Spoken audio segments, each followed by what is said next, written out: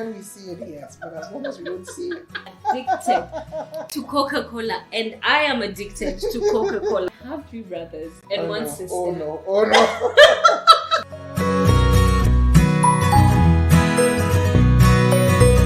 Another episode of Stories and Conversations. This one is really, I don't even know what to say. I'm so stoked. I'm so happy to have my guest with me. I'm going to introduce her in a moment, but this is something that I never even thought would happen, beyond my wildest imagination. So I just love this, and I'm looking forward to having this conversation with my guest. I'm going to introduce her.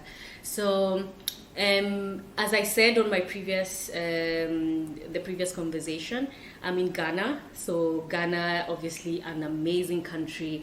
But let me first say the backstory. So my guest today is Mrs. Nancy Ampa. She's the CEO of Nationwide Medical Insurance Company here in Ghana, one of the largest insurance companies here in Ghana. And we actually met in Kenya. When was that? Last year. We met last year. And we were sitting on the same table in a forum. And we were just talking about all these things, healthcare. And I remember we were sharing across, the things that were being said during the conference. And I was like, this lady, she's either going to be my friend or my client, one of those. And the interesting thing is, when I reached out to her after the conference with my former employer, we actually talked, we had a meeting, and I knew she was going to become a client. I never thought that she would become my friend.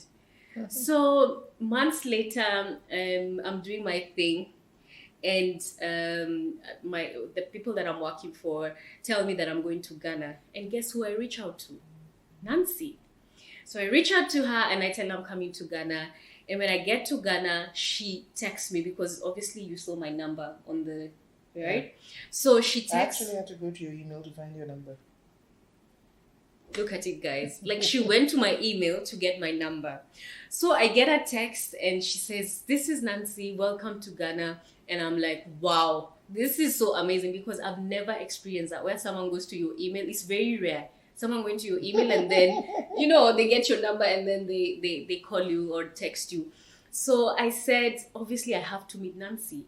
So we met, and it was just like we had talked the other day. And it's like we've been friends for years, because she has been so lovely. She has been so gracious.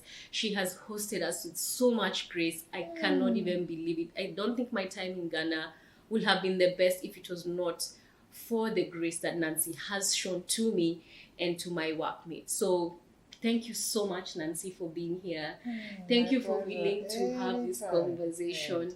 You are so lovely. Oh my goodness. Like, I feel so honored to have you speak to me today. I just feel like this is something so great. So thank you so much. But maybe before we start, maybe you can tell people who you are. Obviously, they know your name by now, but you can tell people who you are, your name, anything that you want the viewers or the listeners to know about you. Okay, so Nancy, I'm the 4th child. Yeah. I have 3 brothers and a sister. They're all around. I lost my dad, but my mom is still there. Yeah. Somehow in my family, everything seems to rotate around me for some reason. I don't know why. Yeah. But whether it's the guys, the girl, they all rotate around me. Everything is Nancy do this, Nancy do that. So I got kind of used to taking care of everybody, so to speak. Yeah. Like she said, I work at Nationwide Medical Insurance. I'm the CEO. I've been for quite a long time, since 2013 or so. Wow. But I've been working there. This is my 11th year working with Nationwide. Yeah.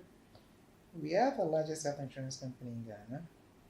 We've been around for quite a bit of time. But I think I'm just a simple girl. Yeah. Who works hard. Yeah. Very hard and very pragmatic and practical. That's me. That's great. And the interesting thing is, we are actually similar in so many ways. So one thing that I've just learned today, she loves Coca Cola. She's addicted to Coca Cola, and I am addicted to Coca Cola since December last year. So I've been addicted much longer. we need to have this Coca Cola anonymous thing going on and talk about it and think about what we can do to stop it. Stop it. Yeah, but I don't think it's bad, right? It's not so bad. Yeah. If we're able to moderate it somehow. Exactly. And we don't do it every day. No, not every day. It's only when we see it, yes. But as long as we don't see it. Are we trying to validate our... Okay, it's not an issue, but are we trying? Yeah. And the interesting thing is we've just been talking and like we have so many similarities. You've just said right now you are the fourth child. I did not know that. I am the fourth child. Oh, boy. I have 3 brothers and one sister. Oh no. There's too much coincidence. No, I don't think it's a coincidence. I think this was meant to be. So I'm really glad that this is happening. And then the interesting thing is even some part of our personal life is similar.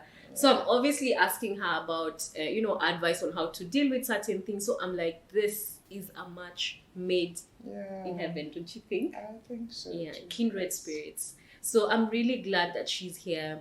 And part of this conversation, we'll be talking about healthcare. You know, guys, I'm passionate about healthcare. We've been talking about this for a while now. I'm really passionate about healthcare, especially accessibility of healthcare in Africa. Obviously, for my home country, Kenya, and even Ghana. Ghana is part of Africa, and because they're such amazing people, they should be part of this conversation. And who else can talk about Ghana better than Mrs. Nancy? So that's why I have her on today. And I'm hoping you guys will like this conversation. Please let me know if you resonate with this conversation. Tell me if there's something interesting that you've had in this conversation. But let's get right to it. So, Nancy, tell me maybe a little bit about how you got into healthcare, why healthcare, and not any other field. Why did you get, or how did you get into healthcare? Okay, so growing up, I wanted to be a medic. Yeah. I actually went into medical school. Yeah.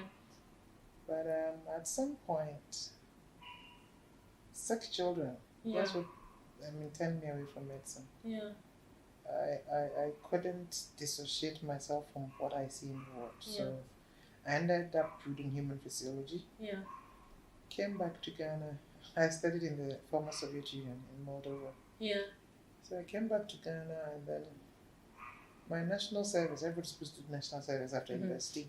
Mm-hmm. So my national was the Polibu Teaching Hospital, that's a tertiary hospital, Mm-hmm. the best hospital in Ghana supposedly, Mm-hmm. at least on the government side. Yeah. So there I worked at a blood bank. Yeah. So I worked at the blood bank for a bit. So I really saw healthcare with all its what's the nice parts, the ugly parts. Yeah. What is it? The good, bad, and the ugly. The good, bad, and the ugly. It all. Yeah. And then from there, I went to work at the School of Public Health. Yeah. But that was research. Mm-hmm. So we're doing school a child health program. Mm-hmm. So I worked there for it. So it looked like I was really moving towards healthcare and all that. Then I stopped to do my MBA. Mm-hmm. After the MBA, I majored in MIS. After that, my first proper job was the National Health Insurance Scheme. It had just started in Ghana. Mm-hmm. So when I got into National Health Insurance, that's when I realized all the problems with access to healthcare. Mm-hmm. And when National Health Insurance was introduced in Ghana, initially I was a bit political, but I stayed away from the politics. Mm-hmm. And I remember one day when I was in my office, and one lady came just to come and say thank you. Mm-hmm. And I was like, what did I do for you? Mm-hmm. Like, when I came here, you guys gave me a card. Without the card, I would have lost my daughter. Mm-hmm. And it was kind of weird because I had done nothing. I was only working. I mean, it wasn't like I paid for healthcare or anything. Yeah. And that's when I realized that financial barriers were real. Yeah. And there was really the need to improve access somehow. And that really touched me. And after that, I worked at health insurance for a bit of time. Then I moved into nationwide. So I just kind of contributed the healthcare agenda because really it made a whole difference. Because for that woman to come and say thank you, I mean, it wasn't really me, it was the government. Yeah. But she still saw it as somebody had given her access. Wow. And that made me feel like, okay, if the more access you give to, the better it's going to be, because really, they say health is wealth, right? Exactly. So without it, what would we do? Exactly.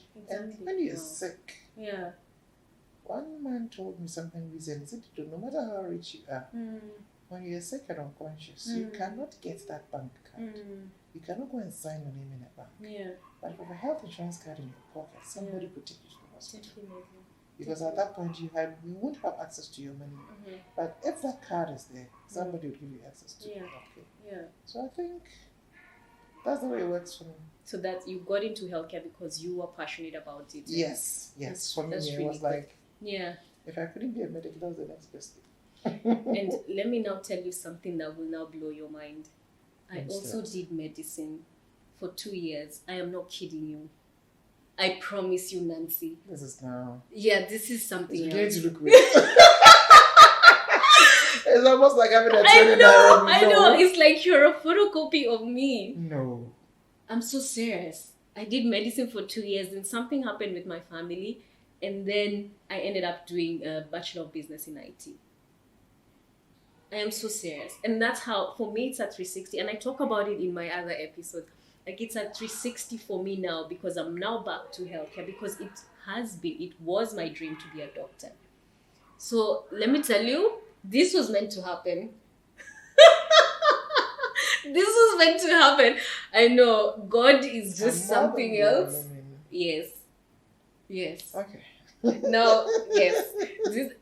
Oh my goodness. I think we're going to mull on this for quite a long time because I can't believe it myself. Yes. Okay. Anyway, back to it. So you got into the healthcare space. So maybe before we go on, you can share with us some statistics about Ghana and in terms of accessibility. Do you have anything on top of mind about accessibility of healthcare? Accessibility. Yeah, like in terms of percentages. I can't throw out figures because I don't want to be wrong. Yeah. But intuitively, we seem to have a lot of healthcare facilities in the regional capitals, and especially in Accra. In Accra, there's a lot of choice where to go, where not to go, and all that. Yeah. But as you move further away from the center, the facilities themselves reduce. The personnel reduce. I mean, you could go to the Upper West region of Ghana and you might not find a dentist. That's what we're talking about. But in Accra, you could have over 100 dentists, they have a choice. So as you move away, they are reduced. Yeah. And then again, apart from the physical barrier, not having access because there is no facility for you to attend, there's the issue of finances. A lot of Ghanaians live in the rural areas. And in the rural areas, one, the fiscal structures are not there, neither the personnel there. And there are places in Ghana where they do not even see money for a long time. So how do they access that health without the money? So when National Health Insurance came in, it was a blessing in disguise. Because even if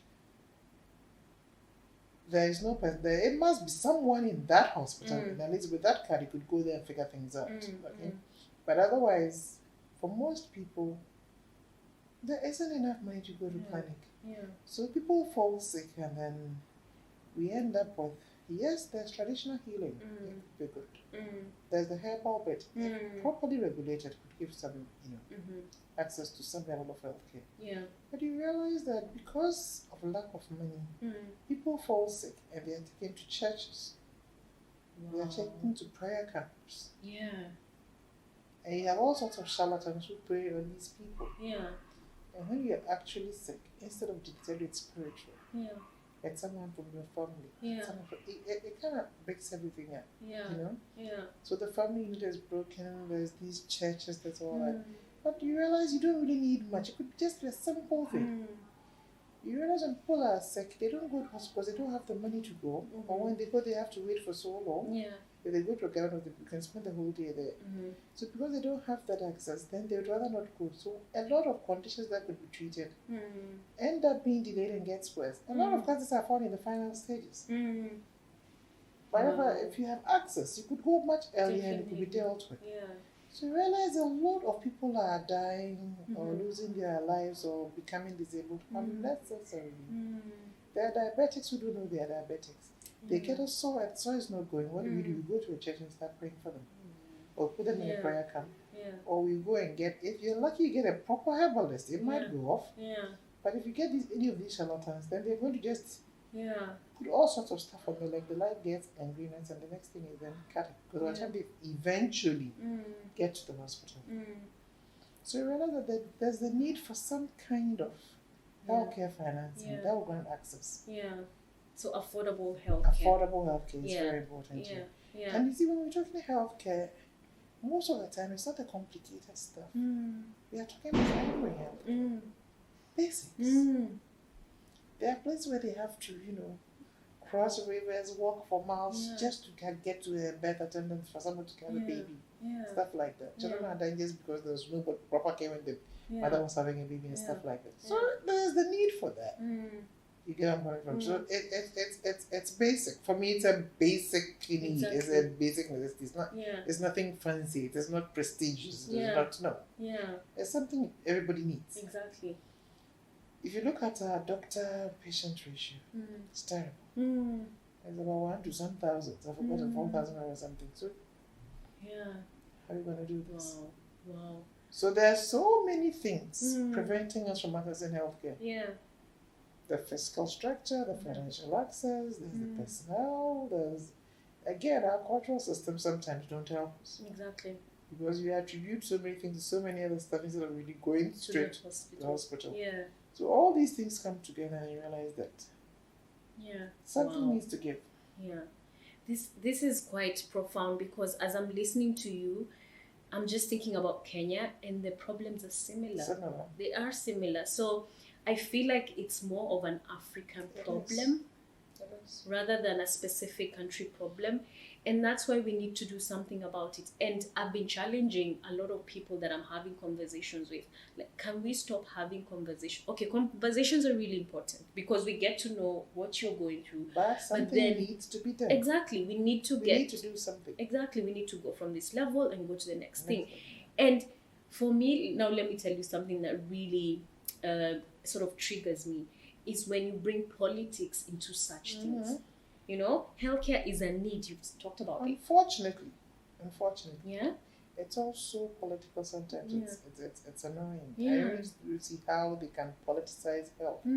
But unfortunately, if you take the NHIS in Ghana, it's so political.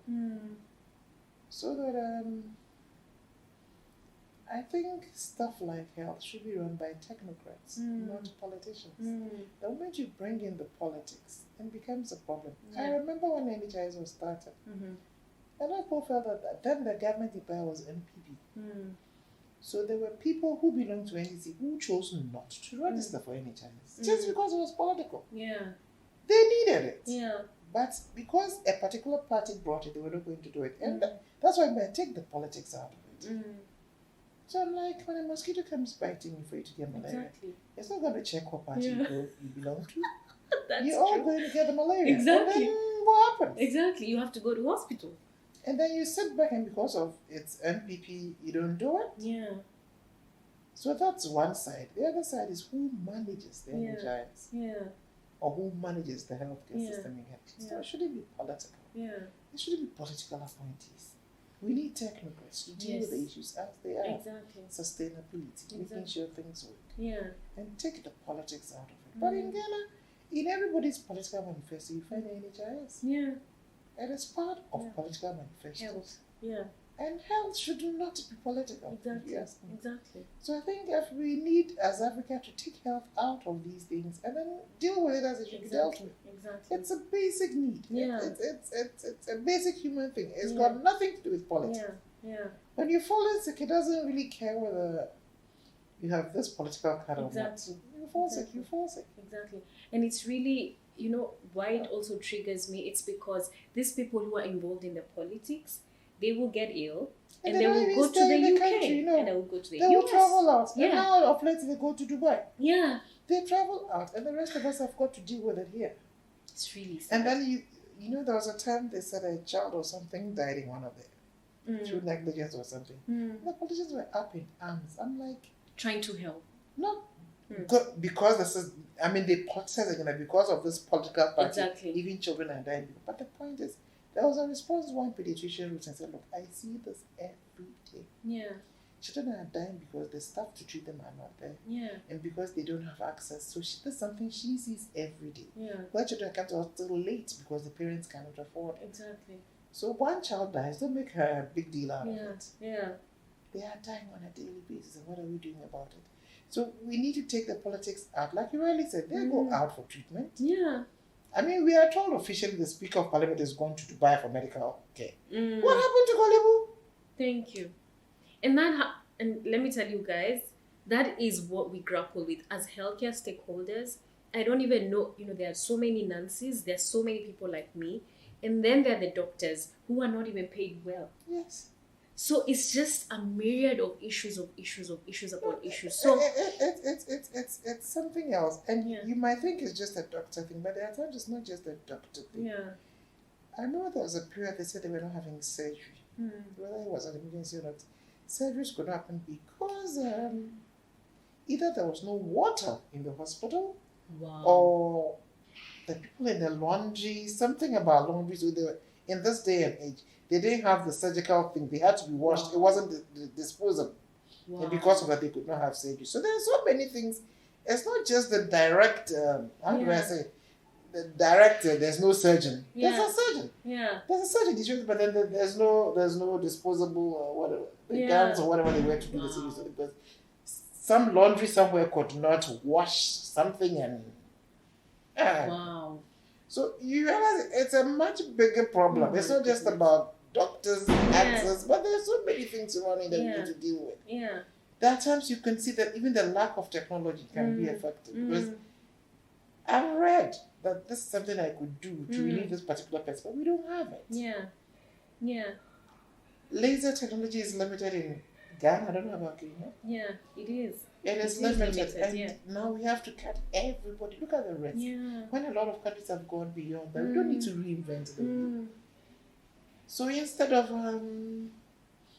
doing all sorts of political things, we get in the technology sometimes to help save lives. And so it's a very big conversation when it comes to healthcare. It's so wide, and you get doctors who are willing to work and yet are frustrated. Exactly.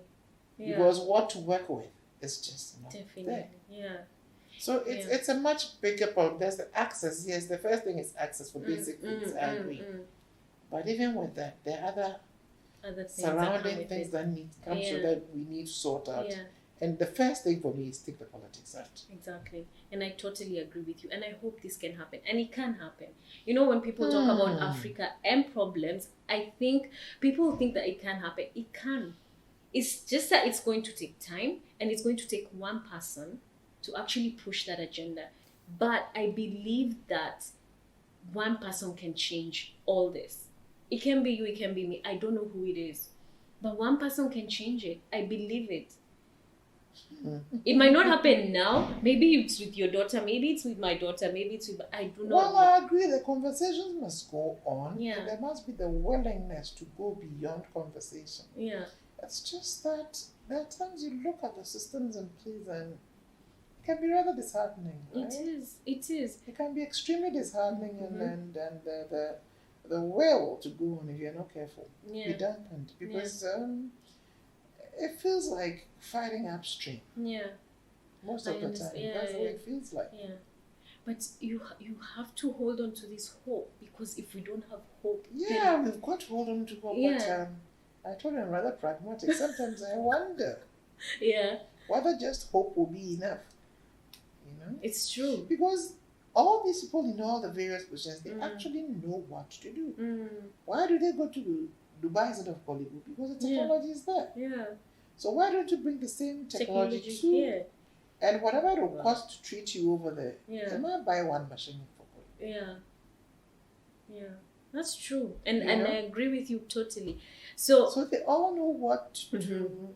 I don't understand what happens when you get into government that you're no longer, because when they're in position, they're able to talk about all that. But then when they get into government, something happens. I don't know what. Yeah. And then we will look for them and ask them.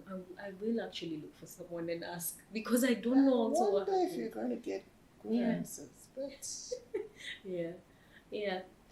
So beyond that, as nationwide, I mean, you are sitting at the helm of that organization, and you said it's the largest medical insurance company, private medical insurance company in Ghana. What are you doing to address some of these challenges? You see, nationwide, we are generally the private health insurance industry in Ghana. We've been working in the formal sector because those are low-hanging fruits. It's okay to talk to one HR, one CEO, make them understand the need for health insurance, link productivity to absenteeism and good health care, productivity, and everybody, the person signs on. I know where their head offices, I know who to send my invoice to, how to get my money back. So that's the easiest part of it. Yeah. But to really, really, really pursue the UHC agenda, where we are not just commercial, but there's a bit of social stuff in it. We need to get into the informal sector. And getting into the informal sector is quite difficult. Yeah. It's very risky business. Yeah. Because when you've got to come up with products that are affordable, what is affordable? And there's always competing needs for them. So, I don't know about you, but in Ghana, we are not an insurance people. We are all insurance. Because if I'm called that my niece is sick or something, I would send them money.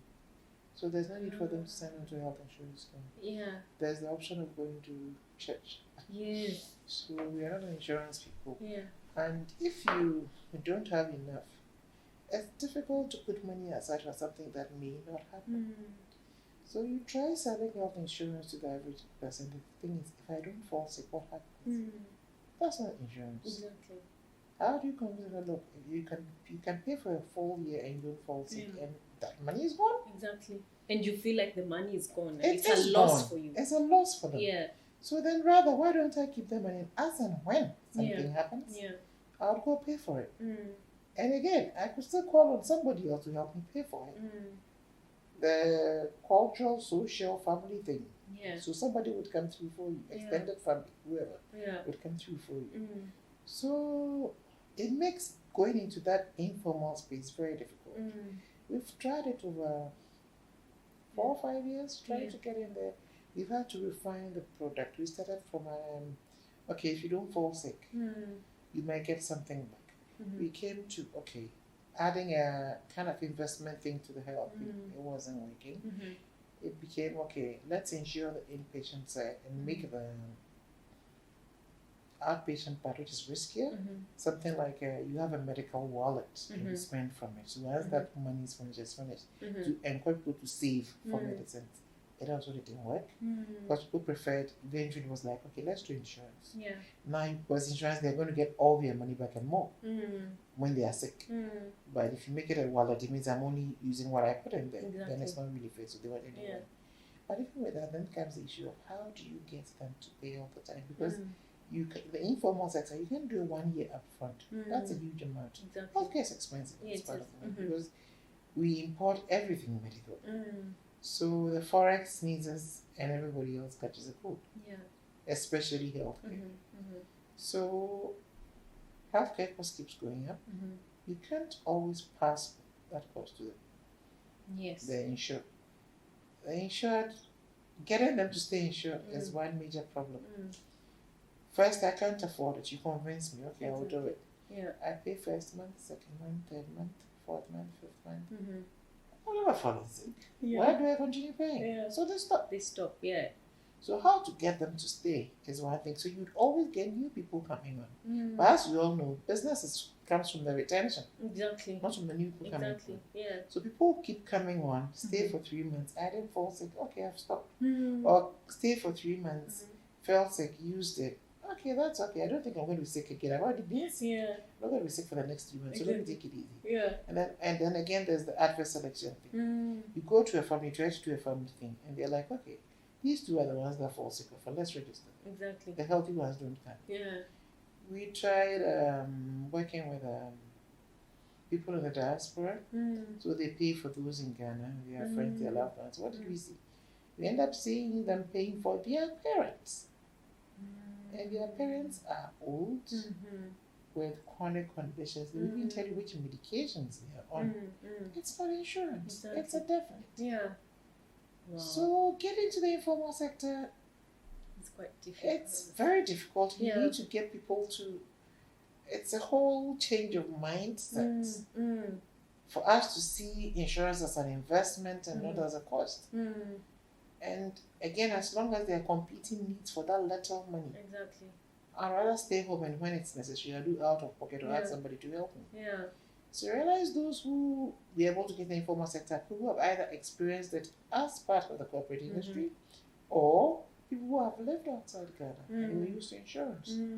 But if you take the average typical Ghanaian, he's not going to do insurance whilst your child's school fees is not paid. Exactly.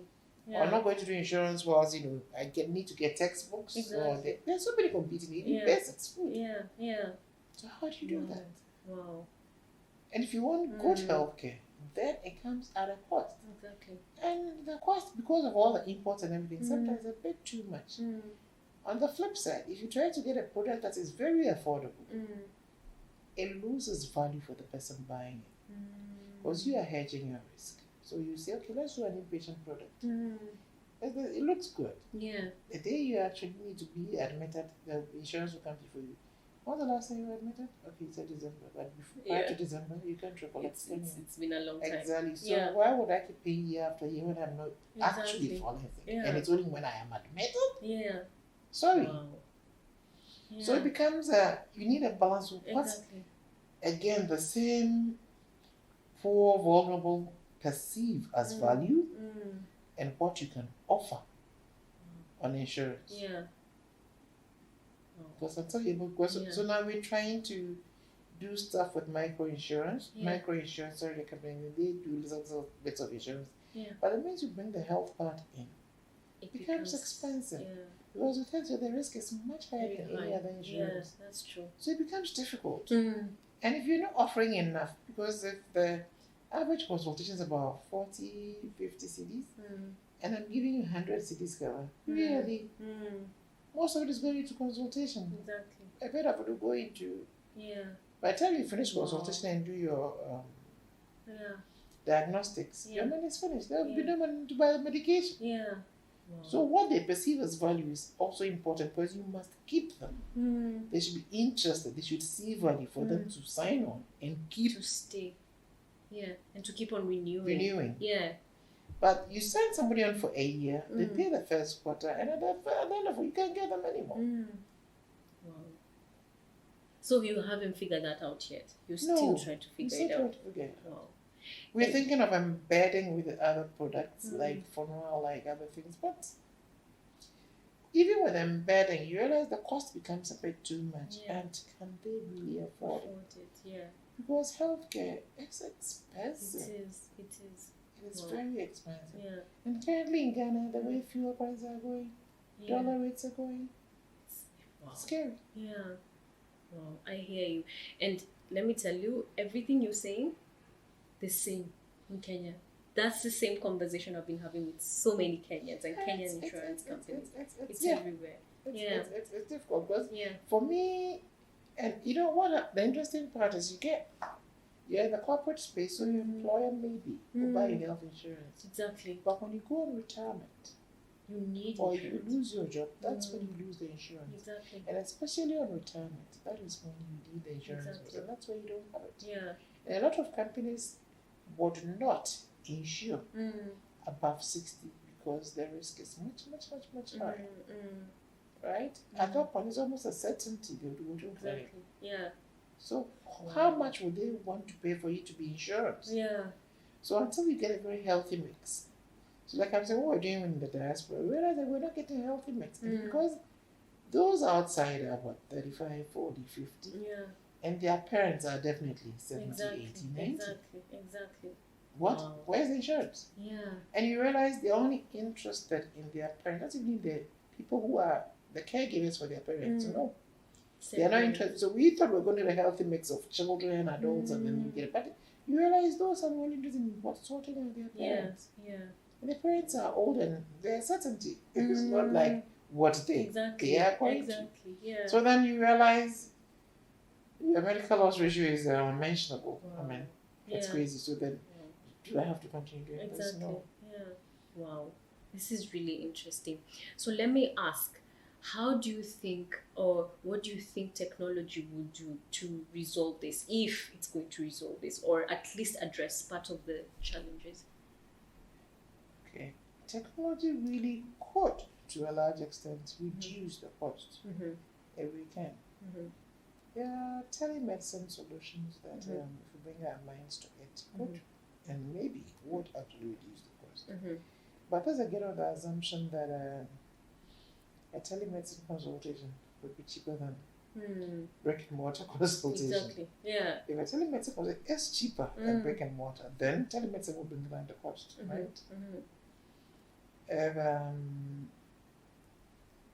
if you're doing telemedicine again, the doctor, I keep telling you this, the doctor needs something to work with. Exactly. So there has to be diagnostics. Is there we can get some diagnostic that doesn't involve those huge analyzers with huge, high cost of reagents and all that, and then eventually the diagnosis is also much more expensive, right? So once you get brick mortar, big diagnostics, then the cost of healthcare is high. Yeah. But alternatively, you're going to use telemedicine, it's drop the cost. If you're able to find a solution to the diagnostics where you're using IRDTs and simple things to get most of these costs, it reduces it. And then again, we take away the brick and mortar where air conditioning comes in, nice reception, DSTV, the reception, all that comes into you're actually reducing costs. So hopefully that should cut down the cost. It reduces across. Yes, so that cuts down the cost. And to some extent, it makes the product a bit more affordable. But we're in a country where we still don't have too much regulation what telemedicine should do. Exactly. So that is one side of it. And whether the medical profession believes that telemedicine consultation should be slightly lower than brick and mortar consultation is another story. Because if they don't believe that telemedicine cost should be lower, then we're going to pay the same price and we didn't really achieve anything. Exactly. If we have lots of people, especially those with NCDs, chronic conditions, who go to clinic just because they must get a prescription. So in getting the prescription, they acquire extra cost, which is consultation. Right? But if there's a system where they go to the monitor remotely, they get their medication, consult, telemedicine, of course, break down the cost of this. Exactly. Again, in Ghana, I know it's an African problem, Ghanaian problem, but we have quite substandard drugs find their way into the system. And so for some medics to be super sure you're getting what you need, they only prescribe proprietary medication and branded medication, which are very, very expensive as opposed to generics. We've got an influx of generic medication from other countries, which were substandard. So a lot of people are afraid to generic in Ghana can be a bad word. So they would rather go for the high-end branded medication, which goes to increase the cost of medication. Obviously, Like for me, I'm hypertensive. I use Teva drugs, generics, and I buy for the year. So I buy for myself and my mother for the year. Only because I don't want to call me every month. Medication is finished. So I get her for the year. The expiry is 2024. I'm covered for the year. So I buy that medication, and for the year, my medication is about it wasn't up to 3,000 cedis, and 3,000 cedis is about $500 on this, and that's our medication for the year. I'm on amlodipine, she's on amlodipine. I'm on Losartan, she's also on Losartan, I think. But I think we have different strengths. So we get all that every But I have insured clients who would rather take Novask instead of amlodipine from Teva. And Novask will cost about $50 a month. So just for Novask, for a short period, that is what will cover me and my mother's medication for the year. It's not enough for that person for 1 year. But that's covering my medicine and my mother's medicine. We're talking amlodipine, cerebral aspirin, all that for the year. For 2 of us. And for one person on branded, it doesn't even cover the year. Covers just about 6 months thereabouts. You get where I'm coming from? Yeah. So as long as we go the proprietary drug way instead of getting good generics, and again, there's a whole problem with how the medicines, substandard medicine, get into the system. So now we've lost faith in generic, and would rather prescribe. Of course, med repping plays a big part in this for the farmers. They come in med repping with the doctors and all that. They don't know what to do. So we end up till we're able to also decide that this is what we want to do. Good generics. And people don't think generic is a bad one. You realize we can actually cut down the cost. And then we'll be able to provide something affordable. So technology would help. Okay. Some level of regulation would help. And then ensure which drugs get into the country. Yeah. And then reorienting ourselves. Not to go for branded and proprietary drugs. In some cases, that's the only drug I agree. I mean, if you take a Galvesmate, there's no generic for it. So you take Galvesmate if you need it. Yeah. And we're not doing that. Another thing we also do, the medical practice itself. I was in hospital because I had a UTI. And I was getting cefuroxime.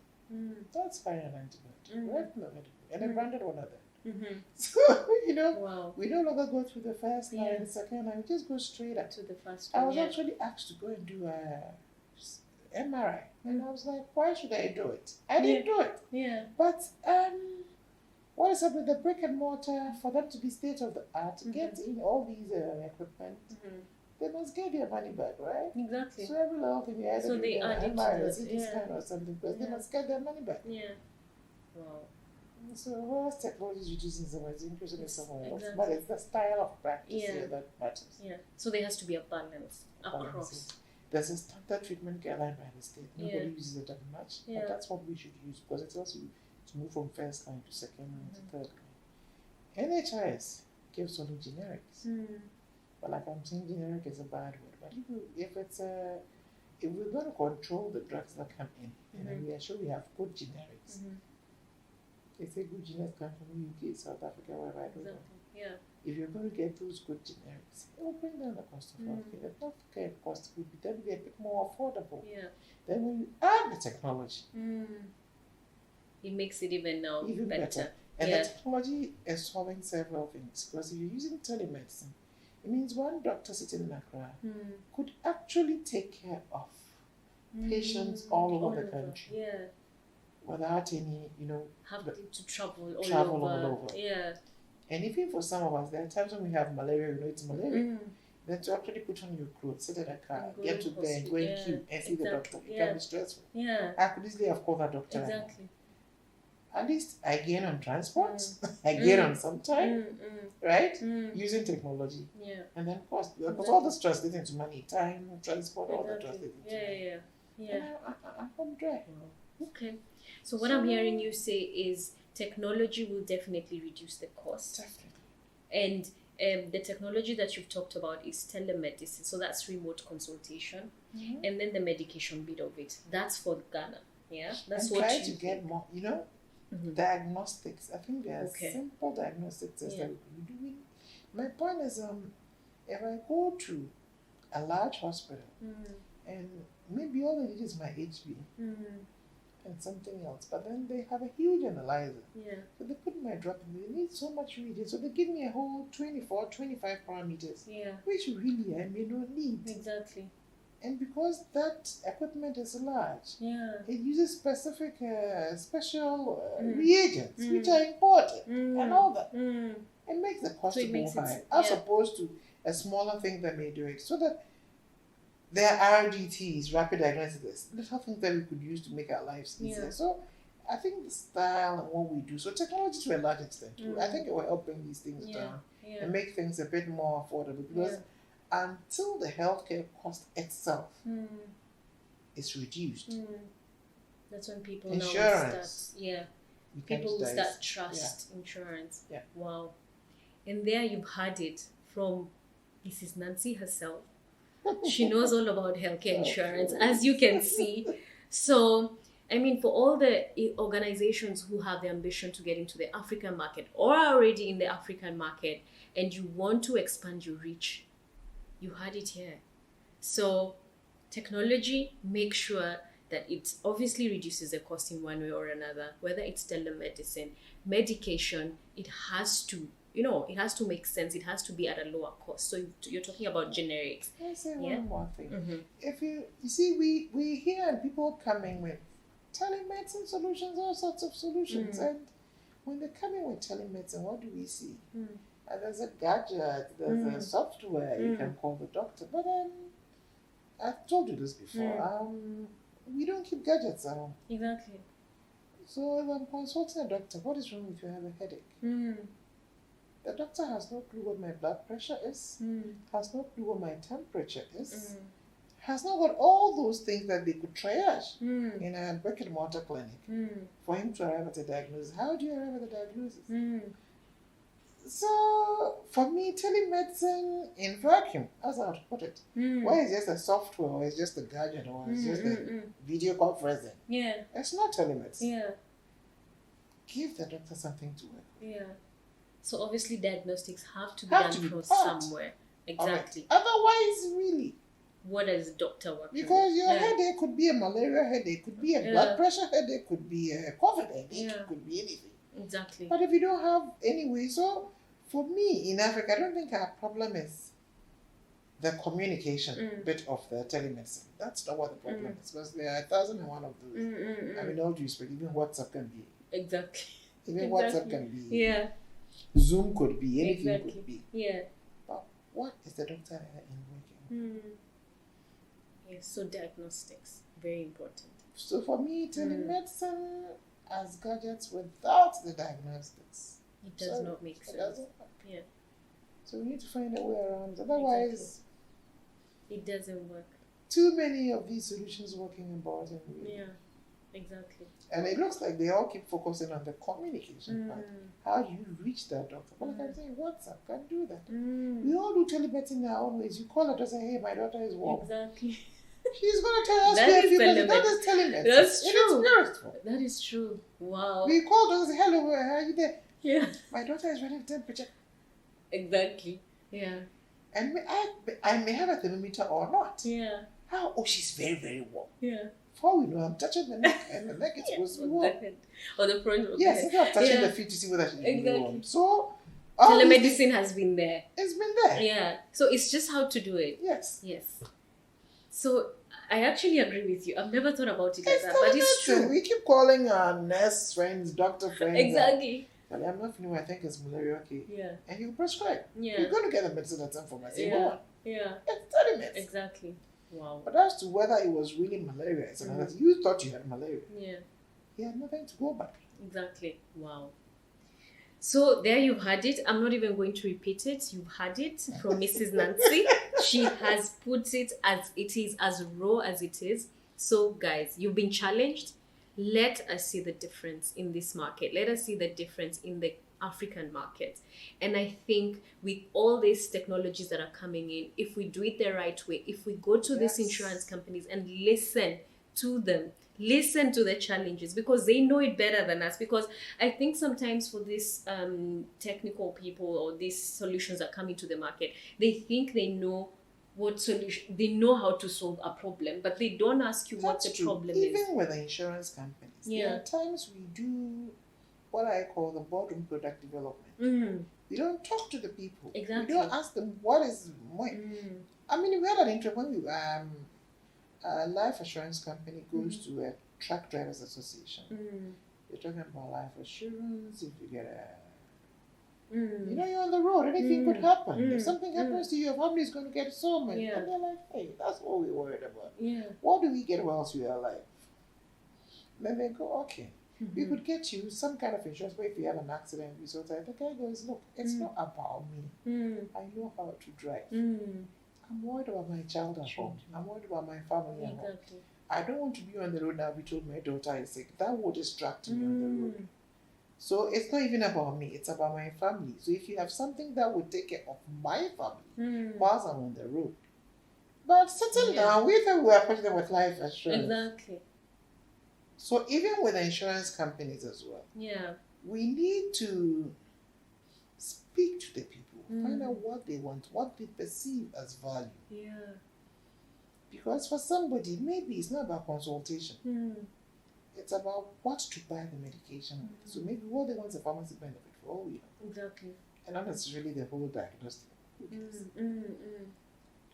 They may have a way of going through that, but when it comes to buying because I've been in places where a doctor writes medication for 5 days and the person can even afford the first 2 days. So will a pharmacy benefit be better? Will they perceive it as better value than giving them the whole insurance thing, which would cost an arm and a leg? Exactly. Wow. You get it? So you need to go out there, speak to the people, get to know what they see as value.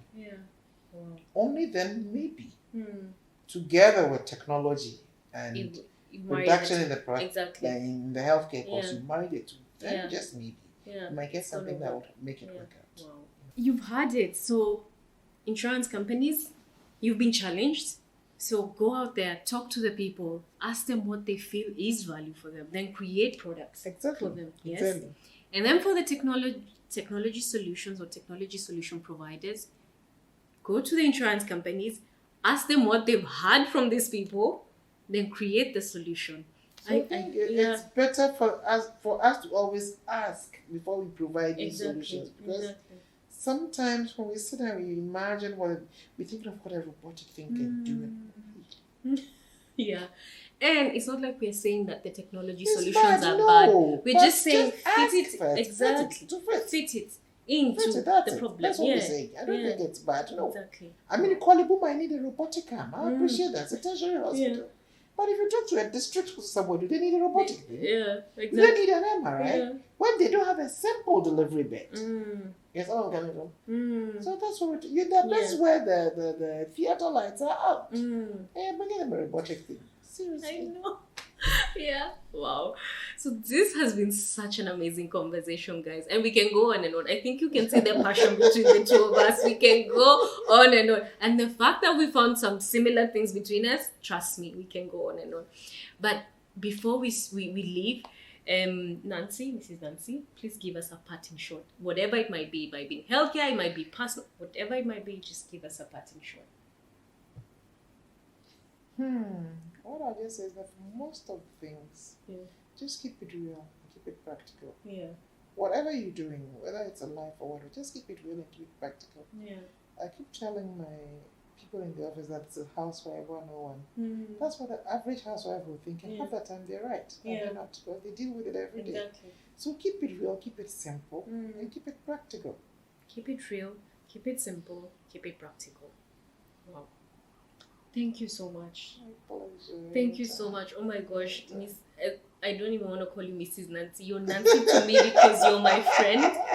This is, oh my goodness, like I feel so honored for you to be here having this conversation with me. I really, really appreciate it. And you actually came to me. Like, guys, she came to me, not the other way around. Like, isn't this just being the most lovely person? Me, I'm telling you, I think I'll move to Ghana. I'm not sure. You never know. But thank you so much. Thank you. You're welcome. I'm really, really happy. That's what sisters do. Sisters. We're already sisters, guys. So thank you, guys. Thank you for watching. Please share with us what you think on the comment section. I'm really looking forward to hearing from you guys. Thank you so much.